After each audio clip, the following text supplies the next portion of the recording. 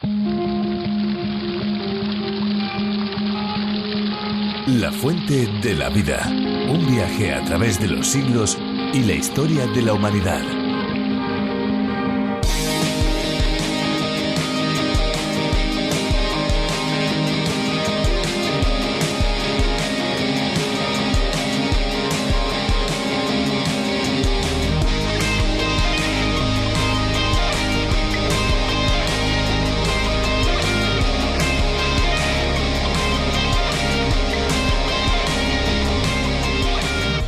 Seguro que a más de uno le habrá pasado la desagradable experiencia de mojar el teléfono móvil, ¿verdad?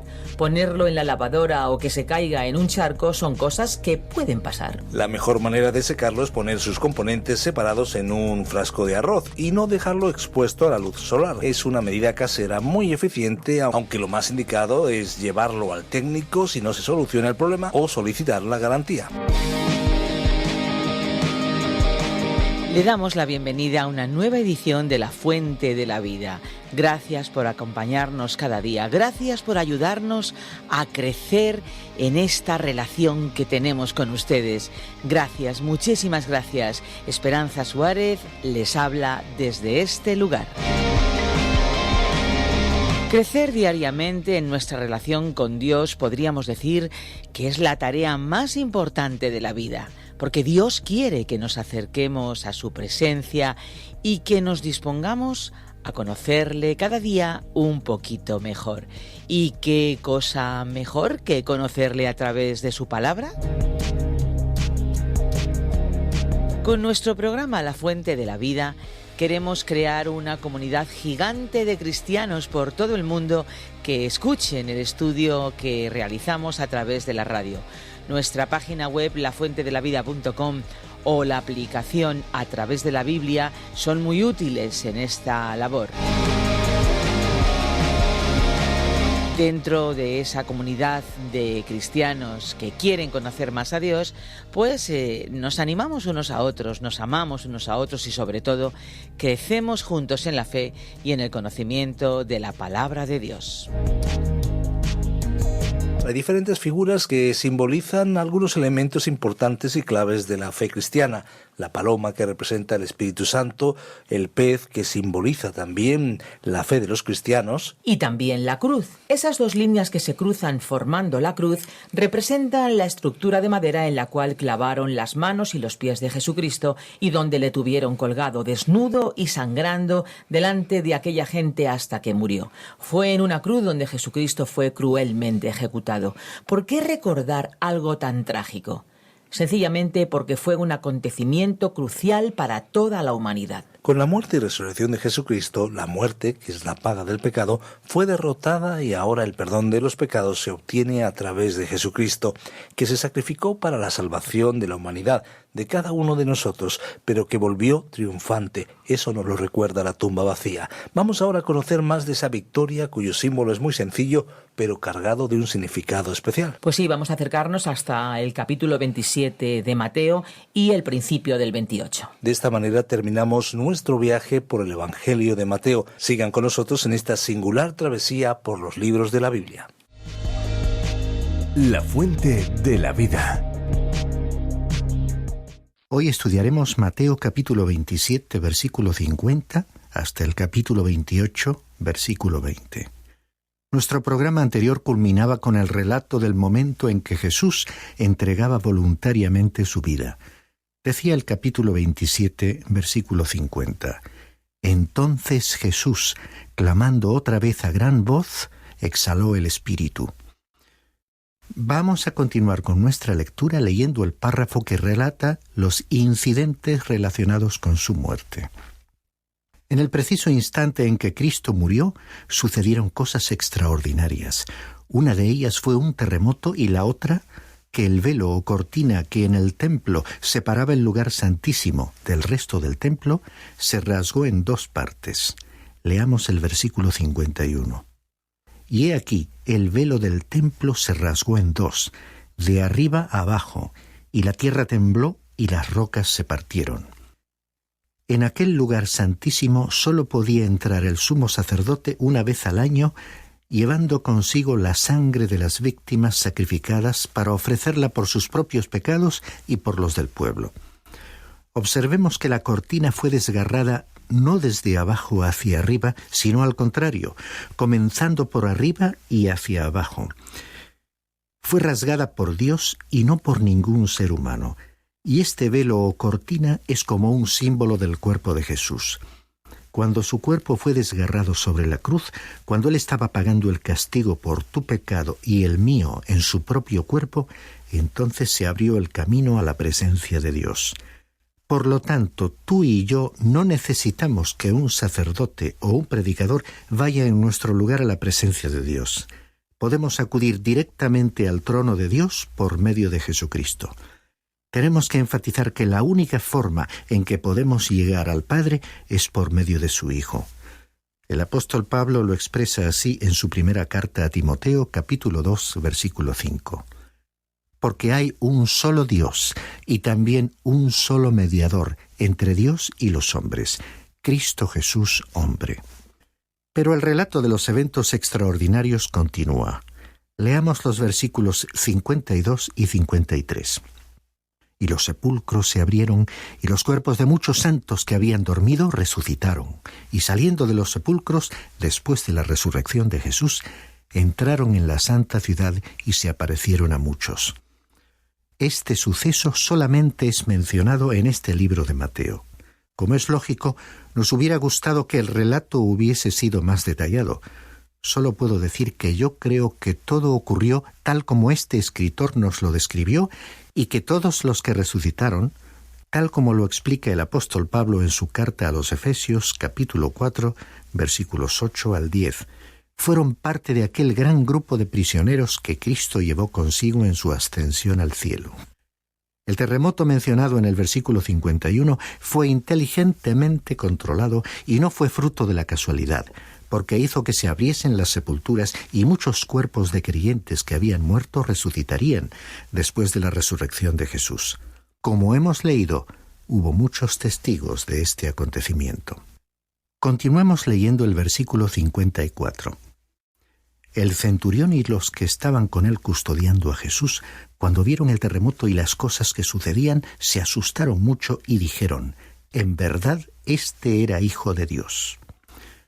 En el relato que el Evangelio de Marcos, capítulo 15, versículo 39, hace de este incidente, leemos: «Viendo el centurión que estaba frente a él la manera en que expiró, dijo: «En verdad, este hombre era Hijo de Dios». Aparentemente el oficial del ejército romano que estaba a cargo de la crucifixión misma fue y se situó al pie de la cruz de Cristo. Al presenciar algunos de los acontecimientos milagrosos ocurridos en aquellos momentos y al ver al Señor Jesús exhalar su espíritu, recibió la confirmación de que aquel era el Hijo de Dios. Creo que el centurión se convirtió en un hombre salvado. Quizás no tenía grandes conocimientos ni había leído obras religiosas, pero sí supo lo suficiente como para ocupar su lugar junto a la cruz de Cristo. Y eso es todo lo que Dios le pide a cualquier pecador. Finalicemos este párrafo leyendo los versículos 55 y 56 que presentan los nombres de las mujeres que contemplaban desde lejos la escena. Y muchas mujeres que habían seguido a Jesús desde Galilea para servirle estaban allí mirando de lejos, entre las cuales estaban María Magdalena, María la madre de Jacobo y de José, y la madre de los hijos de Zebedeo. El relato nos conduce ahora al momento en que Jesús fue enterrado en la sepultura de José. Leamos los versículos 57 al 59. Y al atardecer vino un hombre rico de Arimatea llamado José, que también se había convertido en discípulo de Jesús. Este se presentó a Pilato y le pidió el cuerpo de Jesús. Entonces Pilato ordenó que se lo entregaran. Tomando José el cuerpo, lo envolvió en un lienzo limpio de lino. No sabíamos que José era un discípulo hasta este incidente. Resulta interesante ver que el mismo hecho que hizo que los apóstoles se dispersasen pareció provocar que otros, que hasta ese momento habían sido considerados discípulos secretos, se identificasen públicamente con Cristo. Esta fue la actitud de José de Arimatea, que de esa manera declaró su fe, pues se presentó ante Pilato como un discípulo de Jesús. El evangelista Juan nos contó que Nicodemo se ocupó, junto con José, de la preparación del cuerpo de Jesús para el entierro. En su Evangelio, capítulo 19, versículos 39 y 40, escribió: «Y Nicodemo, el que antes había venido a Jesús de noche, vino también trayendo una mezcla de mirra y áloe, como de 100 libras. Entonces tomaron el cuerpo de Jesús y lo envolvieron en telas de lino con las especias aromáticas, como es costumbre sepultar entre los judíos». Estos dos hombres, que aparentemente habían permanecido en un segundo plano, se presentaron abiertamente como discípulos de Jesús. Y es interesante observar que solo las manos de personas que amaron a Jesús tocaron su cuerpo después de su muerte. Pero volvamos a nuestro relato de Mateo, que continúa con la acción de José de Arimatea. Leamos los versículos 60 y 61. «Y lo puso en un sepulcro nuevo que él había excavado en la roca, y después de rodar una piedra grande a la entrada del sepulcro, se fue. Y María Magdalena estaba allí, y la otra María, sentadas frente al sepulcro». Observemos el cariño que revela este incidente en relación con la muerte de Jesús. Algunas mujeres continuaron fielmente esperando cerca de la cruz. Ellas permanecieron leales cuando los apóstoles huyeron. El siguiente párrafo nos informa sobre cómo el sepulcro fue sellado y custodiado por soldados. Leamos los versículos 62 al 66. Al día siguiente, que es el día después de la preparación, se reunieron ante Pilato los principales sacerdotes y los fariseos, y le dijeron: «Señor, nos acordamos que cuando aquel engañador aún vivía, dijo: después de 3 días resucitaré. Por eso, ordena que el sepulcro quede asegurado hasta el 3er día, no sea que vengan sus discípulos, se lo roben y digan al pueblo: ha resucitado de entre los muertos. Y el último engaño será peor que el primero». Pilato les dijo: «Una guardia tenéis, id, aseguradla como vosotros sabéis». Y fueron y aseguraron el sepulcro, y además de poner la guardia, sellaron la piedra. Los enemigos de Jesús hicieron todos los esfuerzos posibles para asegurar el sepulcro, y ese hecho proveyó una confirmación maravillosa de su resurrección. Cuando el Señor le había dicho a sus discípulos que resucitaría al 3er día, ellos se lo contaron a muchísimas personas y los dirigentes religiosos se enteraron. Tan pronto como éstos pudieron obtener otra audiencia con Pilato, le recordaron aquel anuncio de Jesús, pidiéndole que se asegurase de que la tumba quedara bien custodiada para evitar que los discípulos robasen el cuerpo. Por supuesto, ellos no creían que Jesús resucitaría. Incluso los apóstoles no creían que él saldría vivo del sepulcro. Llegamos ahora al capítulo 28 del Evangelio según Mateo, versículos 1 al 20. El tema incluye la resurrección de Jesús, quien les encargó a sus discípulos su misión en el mundo. Si comparamos a este Evangelio como una bóveda, ésta se apoya sobre 2 grandes columnas. La primera es la muerte de Cristo y la segunda, la resurrección de Cristo. Escuchemos cómo define el apóstol Pablo el Evangelio en su primera carta a los Corintios, capítulo 15, versículos 3 y 4. «Porque yo os entregué en primer lugar lo mismo que recibí, que Cristo murió por nuestros pecados conforme a las Escrituras, que fue sepultado y que resucitó al 3er día conforme a las Escrituras». En los capítulos anteriores hemos leído acerca de la muerte y entierro del Señor Jesús, y en este capítulo veremos su resurrección. Ambas verdades son esenciales para mi salvación y la tuya. Dice el mismo apóstol Pablo en su carta a los Romanos, capítulo 4 y versículo 25, «el cual fue entregado por causa de nuestras transgresiones y resucitado por causa de nuestra justificación». En realidad, Dios le trató como al pecado mismo al ser colocados sobre él los pecados del mundo, de tal forma que a la vez su justicia pudiera otorgarse a aquellos que confían en él. El acontecimiento único y exclusivo del Evangelio es la resurrección. Todas las demás religiones registran la muerte de sus líderes. Solo la fe cristiana deja constancia de la resurrección de su fundador. El resto de los dirigentes religiosos ha muerto. Solo Jesucristo permanece vivo. Es importante e imperativo conocer este hecho. Ninguno de los escritores de los Evangelios proporciona los detalles completos que conciernen a la resurrección. Cada uno de ellos incluye los aspectos que contribuyen a promover el propósito que el Espíritu tenía en sus pensamientos. Todos los relatos de los Evangelios deben reunirse para ser examinados de forma comparada para poder ver la perspectiva y entonces comprobaremos que no aparecen conflictos o contradicciones entre ellos. Todos los relatos de los Evangelios deben reunirse para ser examinados de forma comparada para poder ver la perspectiva y entonces comprobaremos que no aparecen conflictos o contradicciones entre ellos. Mateo presentó a Jesús como rey y, en consecuencia, el relato de la resurrección contiene los lógicos elementos espectaculares y sensacionales y es como si se oyese el sonido majestuoso y triunfal de una fanfarria de trompetas. Jesús nació rey, vivió como un rey, murió como un rey y resucitó de los muertos como un rey. Mateo incluyó sucesos como el terremoto, el descenso del ángel que removió la piedra del sepulcro, el miedo de la guardia de soldados y los esfuerzos de los dirigentes religiosos por encubrir el hecho de que la tumba se encontraba vacía.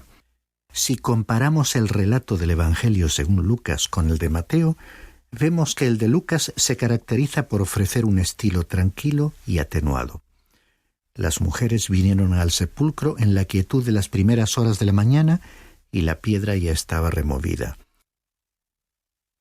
El Señor Jesús apareció a 2 discípulos desconocidos en un oscuro camino que conducía a Emmaús, y luego, ante sus discípulos en una sala secreta de una casa situada en un lugar desconocido. Lucas estaba registrando la historia desde un punto de vista humano, mientras que Mateo le estaba presentando en su carácter de rey. Ambas narraciones son exactas, tal como las de los otros 2 evangelios, solo que han sido redactadas desde 4 diferentes puntos de vista. En este capítulo 28, leamos los versículos 1 al 7 sobre 2 mujeres que se acercaron al sepulcro. Pasado el día de reposo, al amanecer del primer día de la semana, María Magdalena y la otra María vinieron a ver el sepulcro. Y aquí se produjo un gran terremoto, porque un ángel del Señor descendiendo del cielo y acercándose, removió la piedra y se sentó sobre ella. Su aspecto era como un relámpago, y su vestidura blanca como la nieve, y de miedo a él, los guardias temblaron y se quedaron como muertos. Y hablando el ángel, dijo a las mujeres: «Vosotras no temáis, porque yo sé que buscáis a Jesús, el que fue crucificado. No está aquí, porque ha resucitado, tal como dijo. Venid, ved el lugar donde yacía, e id pronto y decid a sus discípulos que él ha resucitado de entre los muertos. Y he aquí, él va delante de vosotros a Galilea. Allí le veréis. He aquí os lo he dicho». Los otros evangelios nos relatan que ellas llevaban especias aromáticas para ungir el cuerpo de Jesús. La otra María era probablemente la madre de Jacobo y de José. En cuanto al ángel, observemos su descripción, que es insólita en la Biblia. Pueden verse otras descripciones en Daniel capítulo 10 versículo 6 y Apocalipsis capítulo 10 versículo 1. Este fue, pues, el anuncio divino de la resurrección. Jesús había salido de la tumba antes que la piedra fuese removida. Más tarde, él entraría en una sala cuyas puertas estaban cerradas. Es que el cuerpo glorificado de Jesús era radicalmente diferente al cuerpo con el que había nacido. En este pasaje, el anuncio del ángel se interrumpió en este punto. A partir de aquel momento, el mensaje sería proclamado por labios humanos. Pero cualquier persona que fuera a anunciarlo debía tener primero la firme convicción de la verdad de la resurrección, es decir, que Cristo había muerto por sus pecados, que había sido sepultado y que había resucitado. Luego, con tal convicción, sería capaz de salir rápidamente a propagar el mensaje. Estimado oyente, tú y yo tenemos la responsabilidad de difundirlo. Los versículos 8 al 10 nos relatan la aparición de Jesús a las dos Marías. Y ellas, alejándose a toda prisa del sepulcro con temor y gran gozo, corrieron a dar las noticias a sus discípulos. Y he aquí que Jesús les salió al encuentro diciendo: «Salve». Y ellas, acercándose, abrazaron sus pies y le adoraron. Entonces Jesús les dijo: «No temáis, id, avisad a mis hermanos que vayan a Galilea, y allí me verán». Observemos los sentimientos contradictorios de las mujeres: temor y alegría. Después Jesús les prometió encontrarse con ellos en Galilea.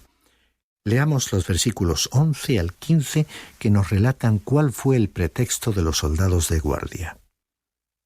Y mientras ellas iban, he aquí algunos de la guardia fueron a la ciudad e informaron a los principales sacerdotes de todo lo que había sucedido. Y después de reunirse con los ancianos y deliberar con ellos, dieron una gran cantidad de dinero a los soldados, diciendo: «Decid esto: sus discípulos vinieron de noche y robaron el cuerpo mientras nosotros dormíamos. Y si esto llega a oídos del gobernador, nosotros le convenceremos y os evitaremos dificultades».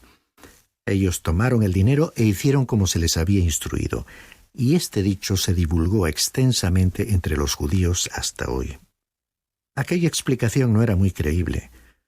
No podemos imaginar a un soldado romano que, habiendo sido destinado a permanecer de guardia en cierto lugar, con órdenes estrictas para que nadie violase la vigilancia ejercida, se echase a dormir. No es difícil prever el castigo que recibiría. En este caso, los soldados fueron sobornados para presentar una excusa muy débil. Y este fue el pretexto de aquel siglo I para intentar justificar la resurrección de Cristo. Las personas incrédulas han tenido ya 20 siglos para examinar detenidamente el hecho de la resurrección, dando lugar a otras pretendidas explicaciones. Sin embargo, ninguna de ellas ha podido descartar ni hacer frente a la evidencia de los documentos bíblicos. El último párrafo nos explica cuál sería la gran misión de los discípulos. Hemos tratado de demostrar que el Evangelio según Mateo tiene una aplicación directa para nosotros en la época actual, la cual incluye a la Gran Comisión. Ello no excluye que este libro tenga también un significado pleno y final en el futuro. La misión encomendada en Mateo debería ser tenida en cuenta junto con la misión expresada en los otros relatos de los Evangelios, especialmente con lo declarado en el libro de los Hechos de los Apóstoles, capítulo 1 y versículo 8. «Pero recibiréis poder cuando el Espíritu Santo venga sobre vosotros, y me seréis testigos en Jerusalén, en toda Judea y Samaria y hasta los confines de la tierra». Es decir, que se trata de ser testigos de Jesucristo investidos con el poder de Dios. Leamos los versículos 16 y 17 de nuestro pasaje bíblico. Pero los 11 discípulos se fueron a Galilea, al monte que Jesús les había señalado. Cuando le vieron, le adoraron, mas algunos dudaron. Algunos le adoraron, otros dudaron. Así ha ocurrido durante los últimos 2000 años. Estimado oyente, ¿tú te encuentras en una de estas categorías o en la otra? Los versículos 18 al 20 añaden más al mandato de Jesús. Y acercándose Jesús les habló diciendo: «Toda autoridad me ha sido dada en el cielo y en la tierra. Id pues y haced discípulos de todas las naciones, bautizándolos en el nombre del Padre y del Hijo y del Espíritu Santo, enseñándoles a guardar todo lo que os he mandado. Y he aquí, yo estoy con vosotros todos los días hasta el fin del mundo». Vemos aquí a Jesús hablando como un rey. Y la Iglesia ha venido practicando desde el principio el bautismo por agua en nombre de la Trinidad, es decir, el Padre, el Hijo y el Espíritu Santo. Y las palabras finales de Jesús confirmaron su promesa de estar con nosotros en todo momento hasta el final de los tiempos, pues con su poder puede llevarse a cabo la Gran Comisión. Hemos considerado la Gran Comisión. Solo nos queda tomar nota de la Gran Omisión.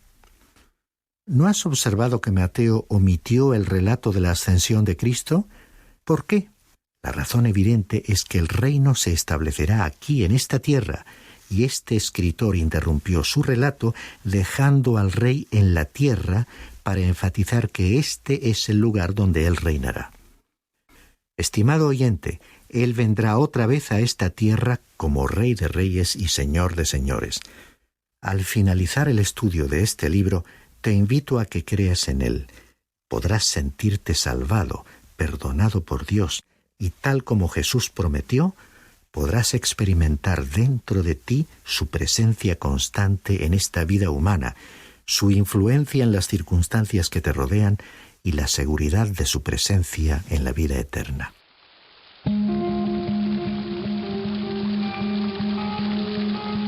Amigos, muchas gracias por acompañarnos una vez más en La Fuente de la Vida. El programa se acaba, pero nosotros podemos seguir en contacto. Pueden llamarnos al 91 422 0524 o bien al 601 20 32 65. Recuerden que si llaman desde fuera de España pueden pulsar el prefijo +34. Y si desean enviarnos un correo electrónico lo pueden hacer a la siguiente dirección: info@radioencuentro.net.